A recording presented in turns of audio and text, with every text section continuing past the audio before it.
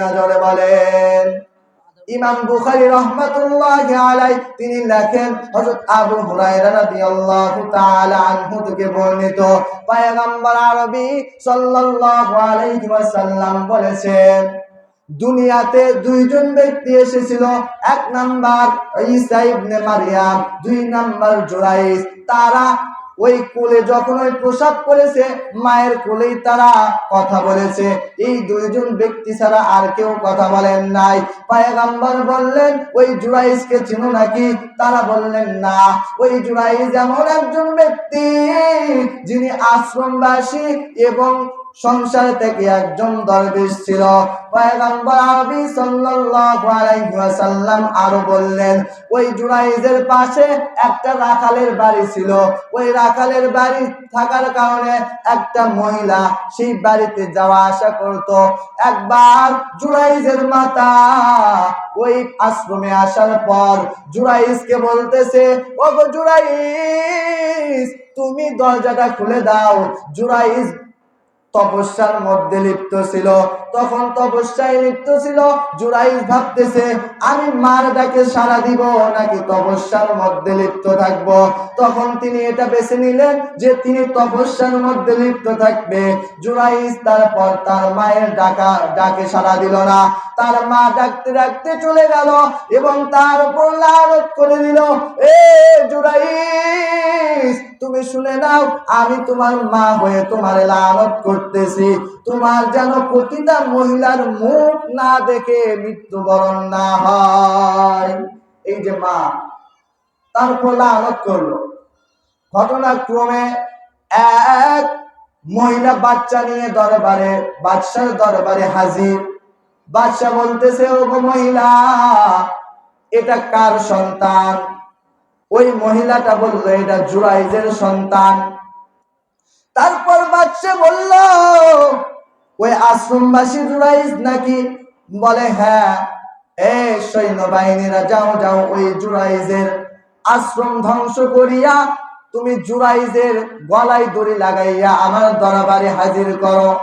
যখন তার আশ্রমটা চূর্ণ বিচূর্ণ করে দিল, জুরাইজের গলায় দড়ি নিয়ে তাকে দরবারে হাজির করা হলো।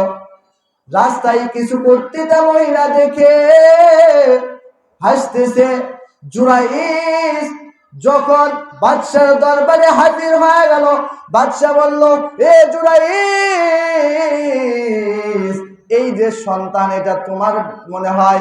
জুরাইজ বলে, না না, এটা আমার সন্তান না। মহিলাকে বলল, মহিলা, তুমি ঠিক বলেছ নাকি? বলে, হ্যাঁ। জুরাইজ বলে, না না, এটা আমার সন্তান না।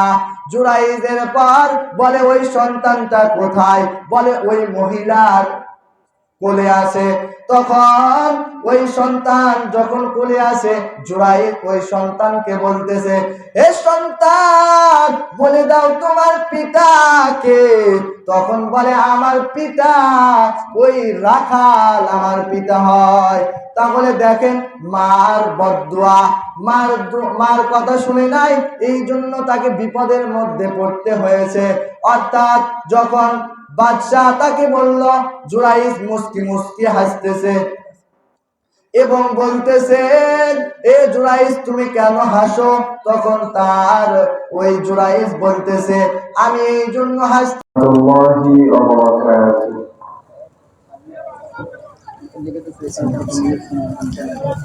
الحمد لله الذي جعل الشمس والقمر بحسبان والنجم والشجر يسجدان وفضل زمانا على زمان كما فضل مكانا على مكان أشهد أن لا إله إلا الله وحده لا شريك له وأشهد أن سيدنا ومولانا محمدا عبده ورسوله أما بعد فأعوذ بالله من الشيطان الرجيم بسم الله الرحمن الرحيم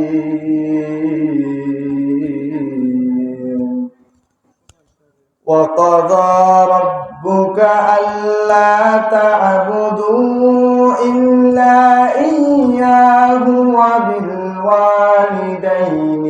إحسانا إما يبلغن عندك الكبر أحدهما أو كلاهما فلا تقل لهما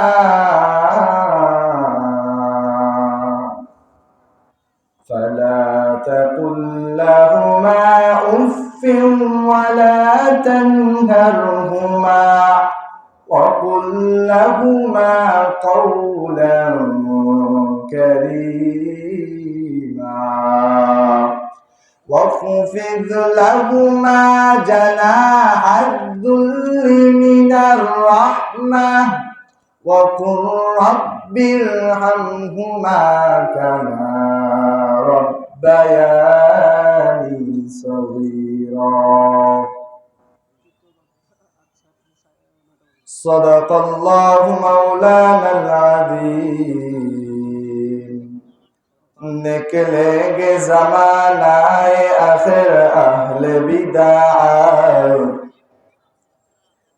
निकलेंगे ज़मानाए आखिर अहले बिदाअत इस्लाम में नई नई बाती करे इजाद इस्लाम में नई नई बाती करे इजाद ऐ बंदाए खुदा रहो हर दम में तो होशियार बिदात का जो बदबू कर तुमको इमा बर्बाद बिदात का जो बदबू कर तुमको इमा बर्बाद अल्हम्दुलिल्लाह समस्त प्रशंसा সেই মহান রব্বুল আলামিনের দরবারে যে মহান রব্বুল আলামিন আমাদেরকে আজকে বাদিয়াচড়া কেন্দ্রীয় জামে মসজিদের উন্নয়ন প্রকল্পে 15 তারিখ আজকে আমাদেরকে সমস্ত কাজ থেকে ফারেক করে আল্লাহ রাব্বুল আলামিন আমাদেরকে পছন্দ করেছেন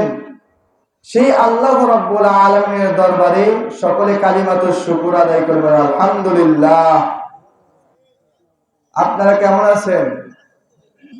ভালো আছেন না বগুড়ার মুসলমান ভাইরা? আমি কোরআন হাকিমের মধ্যে থেকে যে আয়াত তিলাওয়াত করেছি আল্লাহ রাব্বুল আলামিন এখানে পিতামাতার কর্তব্য এবং হক সম্পর্কে আলোচনা করেছেন।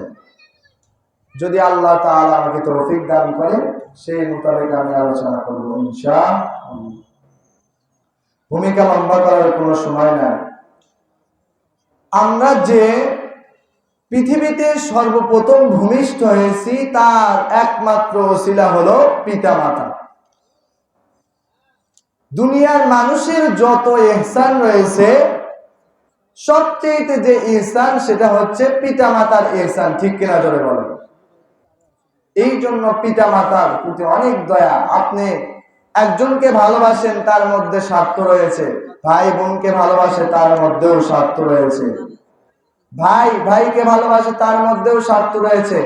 একদম নিঃস্বার্থহীন ভালোবাসে সেটা হচ্ছে পিতামাতা। আল্লাহ রাব্বুল আলামিন কোরআনে হাকিমের মধ্যে বলেন وَقَضَى رَبُّكَ أَلَّا تَعْبُدُوا إِلَّا إِيَّاهُ وَبِالْوَالِدَيْنِ إِحْسَانًا।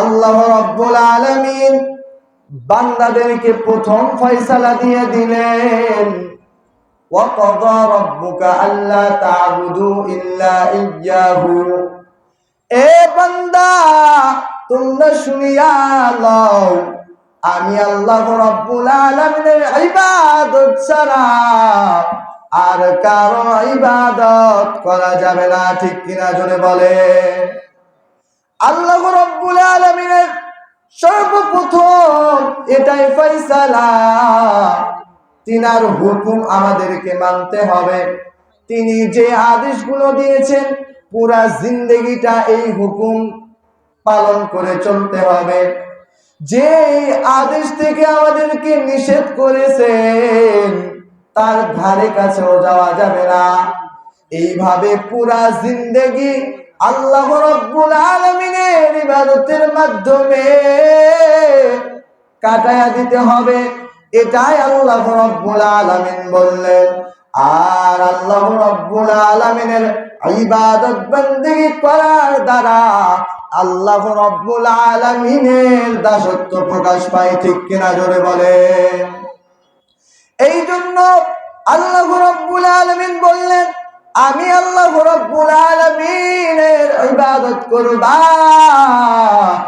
আমি আল্লাহ রাব্বুল আলামিনের ইবাদত ছাড়া আর কারো ইবাদত করা যাবে না এরপর আল্লাহ রাব্বুল আলামিন দ্বিতীয় ফয়সালা দিয়ে দিলেন ওয়াবিল ওয়ালিদাইনি ইহসানা মাতা পিতার সম্মান করতে হবে এই মাতা পিতা এমন একটি গুরুত্বপূর্ণ আল্লাহ রাব্বুল আলামিন যেখানে তিনার ইবাদতের কথা বলেছেন মাতা পিতার কথাও তিনি বলে দিয়েছেন আল্লাহ রাব্বুল আলামিন মাতা পিতার হক সম্পর্কে বান্দাদেরকে 6টি নির্দেশ দিয়ে দিলেন এ সন্তানেরা তোমরা শুনে নাও আমি আল্লাহ রাব্বুল আলামিন তোমাদেরকে 6টা নির্দেশ দিয়ে দিলাম তার মধ্যে একটা নির্দেশ ওয়াবিল ওয়ালিদাইনি ইহসানা মাতা পিতার সম্মান করতে হবে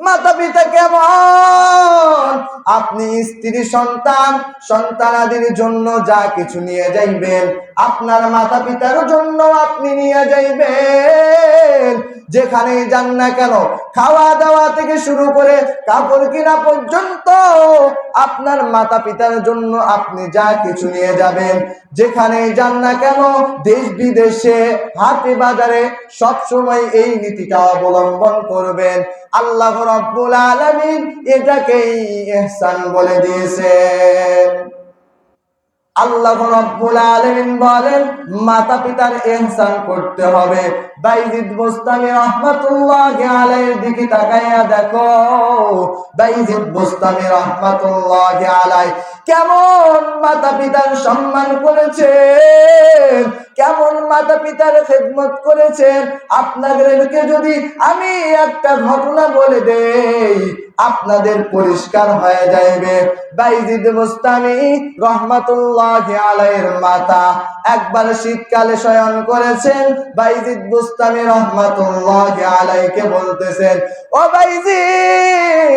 বাইজিদ তুমি একটা দ্বার লাগাইয়া দাও ওই দরজা খোলা আছে ওই দরজা থেকে বাতাস আসতেছে বাইজিদ রে বলে ও বাইজিদ তুমি একটা কপাট লাগাইয়া দাও বাইজিদ রাহমাতুল্লাহি আলাইহি ওই কপাটের কাছে গেলেন এবং সে চিন্তা করলেন আমি কোন কপাট লাগাবো এটা তো মায়ের থেকে শুনে নাই বাইজিদ বুস্তামি রাহমাতুল্লাহি আলাইহি তার মাতার কাছে গেলেন তার মাতা ঘুমন্ত অবস্থায় ছিলেন বাইজিদ বুস্তামি রাহমাতুল্লাহি আলাইহি যখন তার মাতার কাছে গেলেন সে চিন্তা ভাবনা করলেন আমি যদি আমার মাতারে ডাক দেই আমার মাতা অনেক কষ্ট পাবে আমি তারে ঘুম জাগাও করব না আমি তারে ঘুম ভাঙাবো না এই জন্য বাইজিদ বুস্তামি রাহমাতুল্লাহি আলাইহি সে একটা নীতি অবলম্বন করলেন। সেই নীতিটা কি জানেন? বাইজিদ বুস্তামি রহমাতুল্লাহি আলাইহি দ্বার একটা খুলিয়ে রেখে আর একটা বন্ধ করে দিল।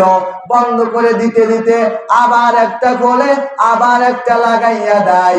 এইভাবে দিতে দিতে বাইজিদ বুস্তামি রহমাতুল্লাহি আলাইহি পুরা রাত্র জাগরণ করে কাটাইলেন। মা তাহাজ্জুদের নামাজের সময় বাইজিদকে বলে, ও বাইজিদ তুমি এখানে কি করো? বাইজিদ বুস্তামি রহমাতুল্লাহি আলাইহি বললেন, ও গো মা, তুমি ঘুমন্ত অবস্থায় ছিলা, আমি তোমার ডাক দেই নাই, তুমি কষ্ট পাইবা। বাইজিদ বুস্তামি রহমাতুল্লাহি আলাইহির মা যখন তার ঘটনাটা বলল, বাইজিদ বুস্তামি রহমাতুল্লাহি আলাইহির মা আল্লাহ তাআলার কাছে দোয়া করে দিল। বলেন না সুবহানাল্লাহ। এই জন্য মায়ের খেদমত করা লাগবে কিনা? আল্লাহ রাব্বুল আলামিন মায়ের খেদমতের কথা বলেছেন। এর প্রেক্ষাপটে আরো একটি ঘটনা রয়েছে। বাইজিদ বুস্তামি রহমাতুল্লাহি আলাইহি সে সারা রাত তার মা পানি খাইতে চেয়েছিল। কলসের কাছে যাইয়া দেখে কলসের মধ্যে পানি নাই। সে কূপ থেকে বাহিরে যেয়ে কূপ থেকে পানি আনলো। আনার পর দেখে তার মা ঘুমিয়ে পড়েছে, তিনি ডাক দেয় নাই, কষ্ট পাবে। এটা যদি তাদের খেদমত হয় তাহলে কেমন খেদমত দেখেন বাইজিদ বুস্তামি রহমাতুল্লাহি আলাইহি। তার মা কষ্ট পাবে বলে বাইজিদ বুস্তামি তিনি পানি গিলাসটা সারা রাত্রি মায়ের পাশে, ওই ঠান্ডা বরফ হয়ে গেছে এই অবস্থাতেও তিনি সারা রাত পানি নিয়ে দাঁড়াইয়াছিল। তার মা যখন দেখলো, আল্লাহ তাআলার কাছে দোয়া করে দিল, ও গো আল্লাহ, বাইজিদ যে তুমি আল্লাহর ওলি বানায়া দাও। বলেন না সুবহানাল্লাহ। একটি গিলাস পানির ফলে বাইজিদের কোলে তুলে, একটি গিলাস পানির ফলে বাইজিদের কোলে তুলে, হাত তুলে মা বলে বাইজিদ কে ওলি বানাও। হাত তুলে মা বলে বাইজিদ কে ওলি বানাও। মায়ের দোয়া লও হে মুমিন, মায়ের দোয়া লও, মায়ের দোয়া লও হে মুমিন, মায়ের দোয়া লও, মায়ের দোয়া লও হে মুমিন, মায়ের দোয়া লও। এই জন্য মায়ের দোয়া নেওয়ার দরকার আছে না নাই? মায়ের যদি দোয়া নিতে চান, আল্লাহ রাব্বুল আলামিন বলতেছেন, ওয়া বিল ওয়ালিদাইনি ইহসানা, মাতা পিতাকে সম্মান করো, মাতা পিতার সাথে সদাচরণ করো। এই যে সম্মান করবেন, এর কোনো বয়সও লাগে না, মুসলমান হওয়ারও প্রয়োজন নাই। সবার প্রতি মা বাবাকে খেদমত করা এটা তার জন্য ওয়াজিব। একবার আসমা রাদিয়াল্লাহু তাআলা আনহা হুজুর সাল্লাল্লাহু আলাইহি ওয়াসাল্লাম দিকে কয়, ও গো পয়গম্বর, আমার মাতা তো মুশরিকা, আমি তারা আমাকে দেখতে আসে, আমি কি তাদেরকে সম্মান আপ্যায়ন করতে পারবো? পয়গম্বর বললেন, ও আসমা, সিল্লি উম্মাকি, তুমি তোমার মাতাকে সম্মান করো। তাহলে পয়গম্বর বললেন, তার মাতা মুশরিকা হওয়া সত্ত্বেও পয়গম্বর তাকে সম্মান করতে বললেন। তাহলে সর্ব অবস্থায় মাতা পিতাকে সম্মান করা এটা সন্তানের ওয়াজিব, এটা সন্তানের দায়িত্ব। ঠিক কিনা জোরে বলেন? যতক্ষণ পর্যন্ত মাতা আপনার ইসলামের মধ্যে বলবে, ও মাতা যদি বলে, এ সন্তান যা যা অমুকের ডাব চুরি করে নিয়ে আয়, তখন তার কথা শোনা জায়েজ নাই। কারণ কি? পয়গম্বর বললেন, লা তাআতা লিমাখলুকিন ফি মাসিয়াতিল খালিক, আল্লাহ তাআলাকে বেজার করিয়া বান্দাকে খুশি করা এটা বান্দার জন্য হারাম। ঠিক কিনা জোরে বলেন? এই জন্য আল্লাহ রাব্বুল আলামিন বললেন, ওয়া বিল ওয়ালিদাইনি ইহসানা, মাতা পিতার প্রতি সম্মান করতে হবে। 2 নাম্বার বললেন ফালা তাকুল লাহুমা উফিন, অর্থাৎ তাদের সামনে আহ শব্দটিও বলা যাবে না, কারণ আহ শব্দটি বলা দ্বারা এমন কথার দিকে ইঙ্গিত করিয়াছে যে বিরক্তকর প্রকাশ পায়। এই জন্য তাদেরকে আহ শব্দ বলা যাবে না, কারণ মাতা পিতার যখন বয়স বৃদ্ধি হয়ে যায়, তারা যখন বার্ধক্যে পৌঁছে যায়, তখন তাদের ব্রেন ঠিক থাকে না, তখন তারা যা ইচ্ছা তাই বলে। সন্তানকে তার মাতার ওই কথা অনুযায়ী তাদের দাবিগুলো মানতে হবে, তাদেরকে ধৈর্য ধারণ করতে হবে। ধৈর্য ধারণ করার পর তাদের যা মন চায় তাই করতে হবে। অর্থাৎ তারা যদি রাগান্বিত হয়, তাদের সামনে আপনি আহ শব্দটিও বলতে পারবেন না, কারণ কি ওই মাতা পিতা আপনার আহ শব্দটি বলার দ্বারা বিরক্তকর প্রকাশ পায়, এটা বুঝে যাবে। এটা বুঝে যাওয়ার দ্বারা তারা অন্তরে কষ্ট পেয়ে যাবে। এই জন্য আল্লাহ তাআলা বললেন ফালা তাকুল লাহুমা উফিন, তোমরা জানো তোমার মাতা পিতার সামনে আহ শব্দটি না বলো। আল্লাহ রাব্বুল আলামিন 3 নাম্বার যেই নির্দেশ দিয়ে দিলেন ওয়ালা তানহারহুমা, তাদেরকে ধমক দিও না। যেখানে আ শব্দটি বলা যাবে না, সেখানে তো ধমক দেওয়া দূরের কথা, তাদেরকে ধমক দেওয়া যাবে না। আ শব্দটি যদি না বলা যায়, তাহলে ধমক দেওয়া এটা তো আরো দূরের কথা, এটাও দেওয়া যাবে না। কারণ কি অনেকের মা বাবা রে, কত মানুষ তার সন্তান মা বাবার উপর বিরক্ত হইয়া মাতা পিতাকে ধমক দেয়। মাতা পিতাকে শুধু ধমকই দেয় না, গালিগালাজ করে এবং তাদেরকে শুধুমাত্র মারধর করে ফেলে। ঠিক কিনা জোরে বলেন? আসেনি? আমাদের ওইদিকে অনেক আছে যে সন্তান তার মাতাকে গালি দেয়। গালি শুধু দেয় না, এমনকি এমন দুর্ব্যবহার করে যার দ্বারা মা ওই সন্তানের প্রতি লানত করে। অর্থাৎ মাতা পিতাকে গালি দেওয়া যাবে না। অর্থাৎ আপনার মাতা পিতাকে আপনি মাতা পিতার সাথে ভালো ব্যবহার করতে হবে। মাতা পিতাকে গালি দেওয়া যাবে না। একবার কথিত আছে যে একবার এক ব্যক্তি তার বাবারে মারতে মারতে এমন একটা স্থানে নিয়ে গেছে। নিয়ে যাওয়ার পর তার পিতা বলে, এ বাবা, আমারে আর মারধর করিস না, কারণ কি আমি আমার পিতাকে মারতে মারতে এখানে এনেছিলাম। যদি আর বেশি তুমি আমারে মেরে দাও, আমার আল্লাহ তাআলার পক্ষ থেকে তোমার প্রতি লানত এসে যাবে। এই জন্য মাতা পিতাকে ধমক দেওয়া যাবে না। মারধর তো দূরের কথা, মারধর করা যাবে না। মারধর করার দ্বারা মায়ের অন্তরে কষ্ট পাবে। অন্তরে কষ্ট পাওয়ার দ্বারা আল্লাহ রাব্বুল আলামিন বেজার হয়ে যাবে। ঠিক কিনা জোরে বলেন? ইমাম বুখারী রাহমাতুল্লাহি আলাইহি তিনি লেখেন, হযরত আবু হুরায়রা রাদিয়াল্লাহু তাআলা আনহু থেকে বর্ণিত, পয়গম্বর আরবি সাল্লাল্লাহু আলাইহি ওয়াসাল্লাম বলেছেন, দুনিয়াতে 2 জন ব্যক্তি এসেছিল। 1 নাম্বার ঈসা ইবনে মারইয়াম, 2 নাম্বার জুরাইজ। তারা ওই কোলে যখন ওই প্রসাব করেছে, মায়ের কোলেই তারা কথা বলেছে। এই 2 জন ব্যক্তি ছাড়া আর কেউ কথা বলেন নাই। পয়গম্বর বললেন, ওই জুরাইজকে চিনো নাকি? তারা বললেন না। ওই জুরাইজ এমন একজন ব্যক্তি যিনি আশ্রমবাসী এবং সংসার থেকে একজন দরবেশ ছিল।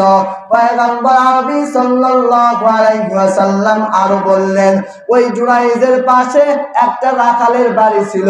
ওই রাখালের বাড়ি থাকার কারণে একটা মহিলা সেই বাড়িতে যাওয়া আসা করত।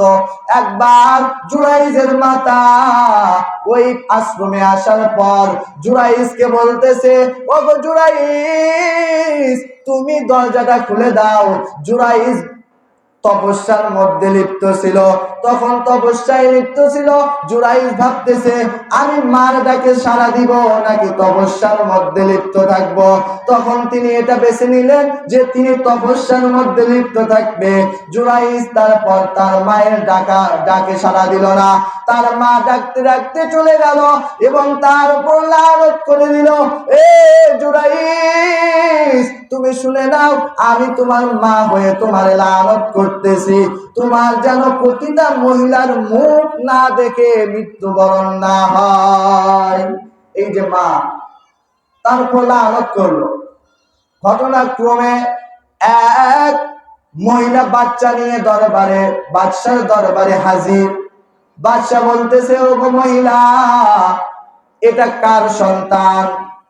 ওই মহিলাটা বলল, এটা জুরাইজের সন্তান।